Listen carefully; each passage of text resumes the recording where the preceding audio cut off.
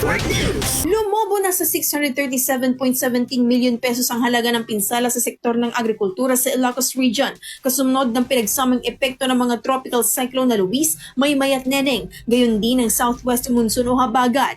Batay sa Bulletin number 6 ng DADRRM Ilocos Region nitong August 26, umabot na sa 20,294 na magsasaka sa rehiyon ang naapektuhan ng magkakasunod na sama ng panahon.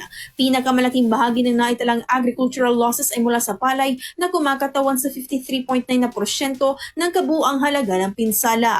Hindi lamang mga pananimang napinsala, patuloy ding naitatala ang epekto ng kalamidad sa ilang agricultural infrastructure na bahagi din ng isinasagawang assessment ng mga kinauukulang ahensya.